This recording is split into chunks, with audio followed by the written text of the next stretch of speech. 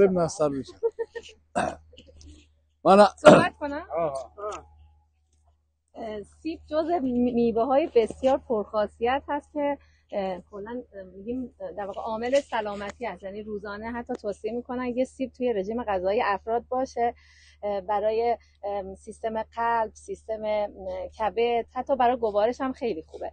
و از سیب اگه روزانه استفاده کنیم تمام مواد مغذی رو از طریق همین سیب میتونیم بگیریم و خود حتی میتونیم سیب رو خشک کنیم و از در واقع دم کرده سیب هم استفاده کنیم. خیلی تقویت قلب خیلی خوبی میده، برای دل خوبه در واقع به اصطلاح.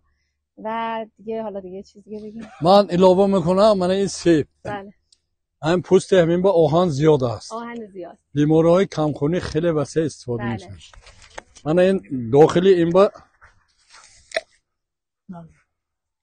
من خواستم تخمچه نشون دیم ولی چخور بود است. تخمی اون 5 تا تخم دارد، ترکیبش یود زیاد هست.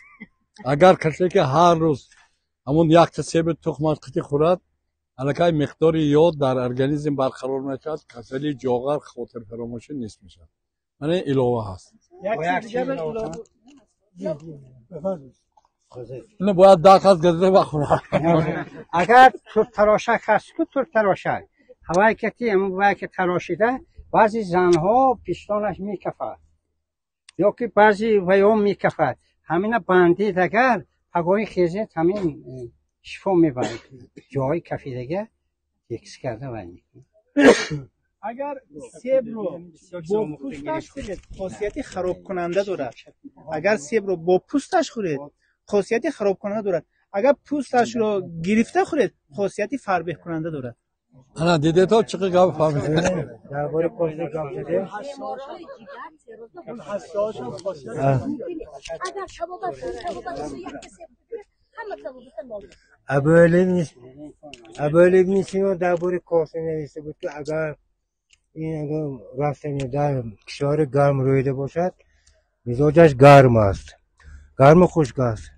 اگر در کشور سرد یعنی خورد خونه رویده باشد مزاجش سرد و خشک میشد. یکی ما در همین تاجیکستان ما خودم تجربه کردم، ریشش رو برای تبابت کسلی خواند. یک هفته که آدمی که استفاده بود کلسون پشته و خونه خوراک شد. من گفتم گیر خورد پرهیز کن. میگو اکو من خونه خودم نفشه یک کرته یک مایکی که میگه شمخه هوای خونه کنه نفس تاثیر میکنه ریشش میجازش وقتی که جوشانه ترکه داده تازه جگر تازه شد گرم میشه تو نه و من کسانی و خمبه نفس تاثیر که تازه شد. گوش کنید تا تاجیکا یک مقاله دارد، یک مبیز 40 کس خوردگی نوبتی که